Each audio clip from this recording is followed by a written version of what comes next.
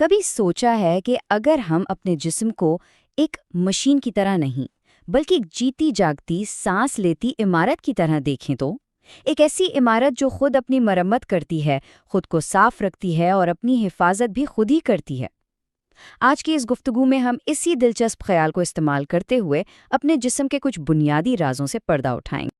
تو سوال یہ اٹھتا ہے کہ بھئی یہ موازنہ آخر ہے کتنا درست؟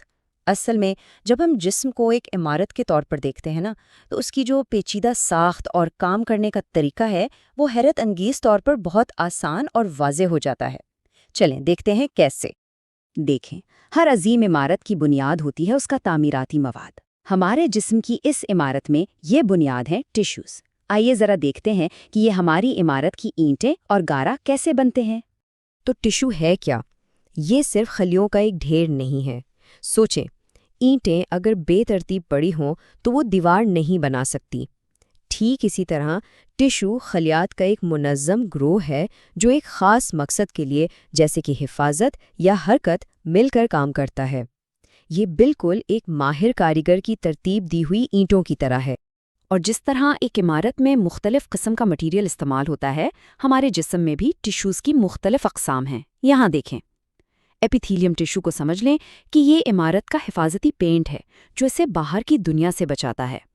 کنیکٹیو ٹشو، یہ وہ مضبوط کانکریٹ اور سریا ہے جو ہر چیز کو آپس میں جوڑ کر رکھتا ہے۔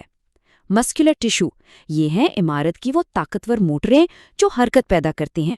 اور نروس ٹشو، ارے واہ، یہ تو عمارت کا پورا الیکٹریکل اور کمیونیکیشن سسٹم ہے جو ہر کونے تک پیغامات پہنچاتا ہے۔ اچھا، اینٹوں سے دیواریں تو بن گئیں، لیکن عمارت کو سیدھا کھڑا رکھنے کے لیے ایک مضبوط فریم ورک کی ضرورت ہوتی ہے۔ ہمارے جسم میں یہ کردار ہڈیاں اور جوڑ ادا کرتے ہیں جو اسے نہ صرف شکل دیتے ہیں بلکہ حرکت کی ناقابل یقین صلاحیت بھی بخشتے ہیں۔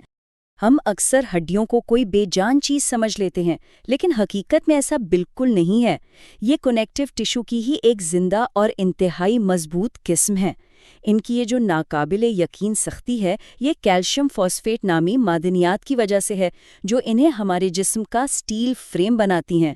اسی فریم پر ہمارے جسم کی پوری عمارت ٹکی ہوئی ہے۔ لیکن مزے کی بات یہ ہے کہ یہ فریم ورک جامد نہیں ہے۔ ہڈیوں کے اندر ایک پوری کنسٹرکشن ٹیم ہر وقت کام کرتی رہتی ہے۔ یہ آسٹیوبلاسٹس نئی ہڈی بناتے ہیں، یعنی یہ بلڈرز ہیں۔ آسٹیوسائٹس اس کی دیکھ بھال کرتے ہیں، اور آسٹیوکلاسٹس پرانے یا ٹوٹے ہوئے حصوں کو ہٹا کر نئی تعمیر کے لیے جگہ بناتے ہیں۔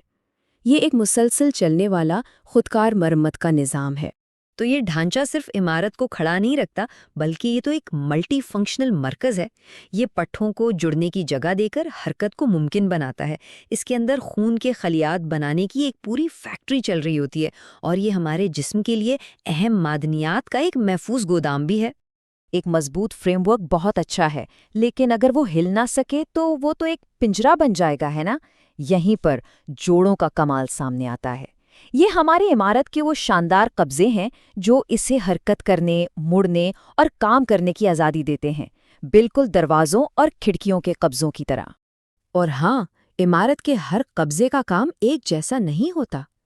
کچھ جوڑ، جیسے کھوپڑی کی ہڈیوں کو جوڑنے والے فائبرس جوڑ، بالکل فکسڈ ہوتے ہیں تاکہ ہمارے دماغ جیسے نازک حصے کی حفاظت کر سکیں، جبکہ دوسرے جیسے کندھے اور گھٹنے کے سائنوویل جوڑ ہمیں ہر طرح کی آزادانہ حرکت کی اجازت دیتے ہیں۔ تو اب جبکہ ہم نے عمارت کی ساخت اور حرکت کو سمجھ لیا ہے، آئیے اس کے اندرونی نظاموں پر ایک نظر ڈالتے ہیں۔ یہ وہ نظام ہے جو نظر نہیں آتے مگر عمارت کو چلانے کے لیے انتہائی ضروری ہیں، جیسے پلمبنگ اور سیکیورٹی سسٹم۔ ہر اچھی عمارت میں ایک پوشیدہ نظام ہوتا ہے جو اسے صاف ستھرا اور محفوظ رکھتا ہے۔ ہمارے جسم میں یہ کام لمفیٹک سسٹم کرتا ہے۔